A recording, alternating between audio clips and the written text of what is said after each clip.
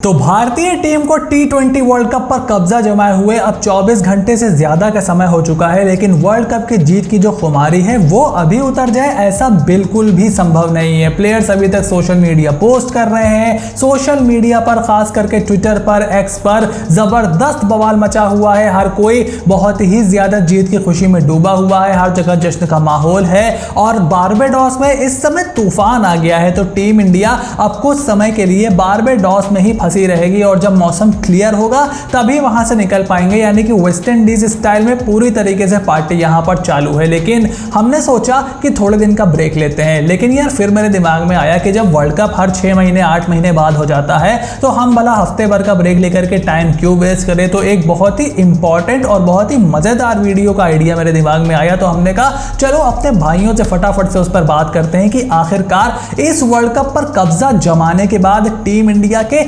बड़े 3 सीनियर खिलाड़ी यानी कि कप्तान रोहित शर्मा, विराट कोहली और रविंद्र जडेजा तीनों ने टी20 इंटरनेशनल से अपने रिटायरमेंट का ऐलान कर दिया है। और ये 3 खिलाड़ी तो वर्ल्ड कप की टीम में थे, इसलिए आपको इनका रिटायरमेंट दिखाई दे रहा होगा, लेकिन इन तीनों के जाने से कुछ ऐसे सीनियर्स खिलाड़ी और जो कि इस वर्ल्ड कप की टीम का हिस्सा नहीं थे, उनका भी लमसम आप टी20 करियर खत्म ही मान के चलो। इसमें आप रविचंद्रन अश्विन को जोड़ सकते हो, मे बी इसमें आप मोहम्मद शामी का नाम डाल सकते हो। तो ऐसे भी कुछ खिलाड़ी हैं जो कि अब आपको भारतीय टी20 टीम में खेलते हुए दिखाई दें, इसके चांसेस बहुत ही ज्यादा कम है। तो अब सवाल यह है कि अब भारतीय क्रिकेट का फ्यूचर किस दिशा में जाने वाला है, क्योंकि हेड कोच राहुल द्रविड़ का भी स्टिंट अब खत्म हो गया है। नए हेड कोच आने वाले हैं, उनकी विजन क्या है, भारतीय टीम का अगला कप्तान कौन होगा, सीनियर खिलाड़ियों का भविष्य क्या होगा, सबके बारे में डिटेल में यहां पर बात करने वाले हैं। और 3 बड़े सवाल, इन 3 बड़े सवालों पर खुलकर चर्चा होगी। तो देखो,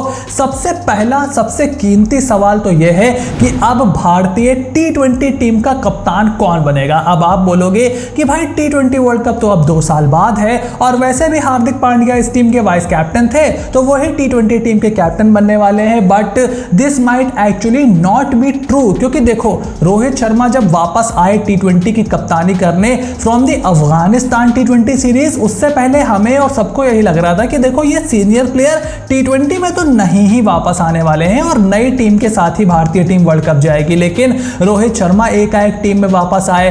आईपीएल तक विराट कोहली के टीम में सिलेक्शन पर सस्पेंस बना हुआ था, रविंद्र जडेजा के ऊपर भी बात होती थी, लेकिन दोनों ही वहां पर सेलेक्ट होकर के गए। और अब जब इन्होंने रिटायरमेंट का ऐलान कर दिया है, तब हार्दिक पांड्या को क्या सीधे सीधे अपनी गद्दी वापस मिल जाएगी? इसके चांसेस बहुत ही हद तक कॉम्प्रोमाइज हो सकते हैं, बिकॉज जिम्बाब्वे के खिलाफ टी20 सीरीज का देखो ऐलान हो गया है। जो मतलब हमारी स्क्वाड है वहां पर शुभमन गिल को इंडियन टीम का कैप्टन बनाया गया है, जिन्होंने डोमेस्टिक में अभी तक बिल्कुल भी कप्तानी नहीं करके रखी हुई है। सिर्फ एक आईपीएल सीजन में उन्होंने कप्तानी की है और उनको ऋतुराज गायकवाड़ जो कि कंटिन्यूअसली महाराष्ट्र की कप्तानी करते आ रहे हैं इन द डोमेस्टिक सर्किट, और संजू सैमसन जो कि लंबे समय से राजस्थान रॉयल्स के कप्तान हैं, ऐसे प्लेयरों के ऊपर शुभमन गिल को कप्तान बनाया गया है। यानी कि इरादा पूरी तरीके से साफ है। सचिन तेंदुलकर से जो गद्दी विराट कोहली को मिली थी, वो गद्दी अब विराट कोहली से शुभमन गिल को दिए जाने का, वो बैटन दिए जाने का काम यहां पर हो रहा है। बीच में उसके कंटेंडर ऋषभ पंत भी थे, बट उनकी इमेज उस तरीके से डेवलप हो नहीं पाई, उनकी कप्तानी को उतना ज्यादा सीरियस लिया नहीं गया। उसके बाद उनकी इंजरीज ने भी उनका साथ नहीं दिया है। तो शुभमन गिल को अब अगले नए super star of Indian cricket के तौर पर तैयार किया जा रहा है। और अभी तो यह कंफर्म हो गया है कि संजू सैमसन हो गए या फिर ऋतुराज गायकवाड़ हो गए, इनसे आगे शुभमन गिल को रखा जा रहा है। लेकिन हार्दिक पांड्या का फ्यूचर क्या होगा, क्योंकि आपको यह ध्यान में रखना होगा कि हार्दिक पांड्या जो टी20 टीम के जब कप्तान थे, रोहित जब वापस आए तो यह बोला गया कि हार्दिक के फिटनेस कंसर्न्स हैं। अगर हार्दिक की फिटनेस बोल जाती तो फिर रोहित शर्मा क्या होता है। खुद बीसीसीआई के सेक्रेटरी जय शाह ने भी यह बात रखी थी कि फिर आपके पास कप्तानी का क्या विकल्प होता। तो इसीलिए हम रोहित के साथ जा रहे हैं और हार्दिक हमारे वाइस कैप्टन रहेंगे। तो अब अगर आप हार्दिक को कैप्टन बनाते हो तो क्या अगले 2 सालों के लिए आप हार्दिक की फिटनेस पर भरोसा कर रहे हो? क्या अगले 2 सालों के लिए आप हार्दिक पांड्या के साथ जा रहे हो? और क्योंकि जिसको आप इस समय T20 टीम का कैप्टन बनाओगे उसको आप एज अ ग्रूम करने को देखोगे व्हाइट बॉल कैप्टन में, क्योंकि 2026 में भारत में T20 वर्ल्ड कप है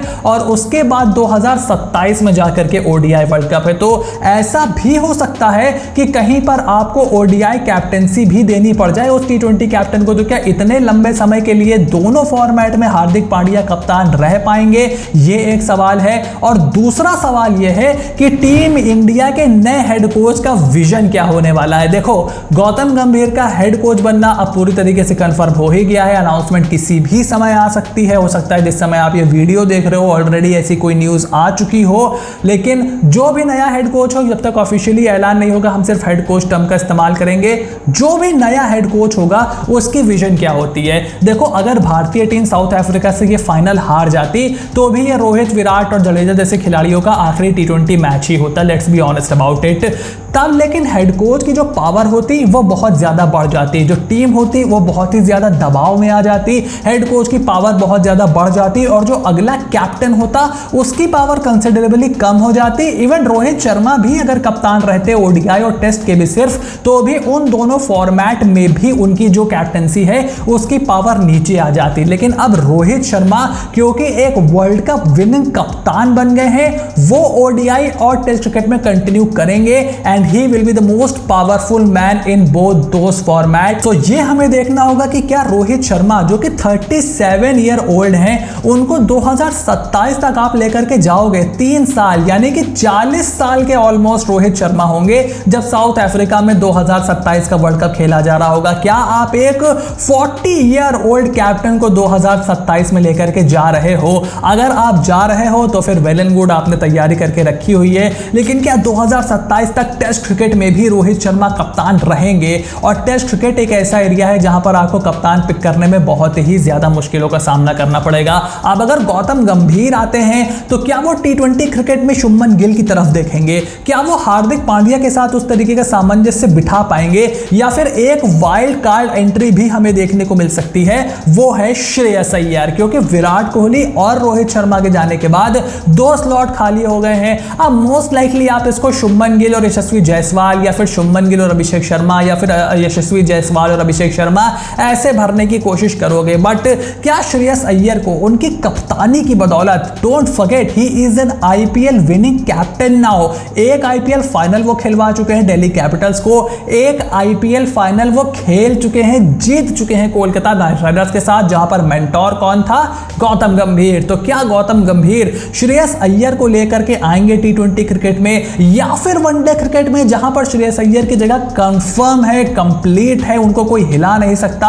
टेस्ट से वो ड्रॉप हैं, T20 से उनको डिस्कार्डेड हैं, लेकिन वनडे क्रिकेट में भारत के लिए एक बहुत ही अहम खिलाड़ी है। तो क्या श्रेयस अय्यर को ODI का कैप्टन बनाना का दिमाग में होगा गौतम गंभीर के? उस पर डिपेंड करेगा रोहित शर्मा की फिटनेस कैसी है, 2027 की चैंपियंस ट्रॉफी में भारत कैसा प्रदर्शन करती है।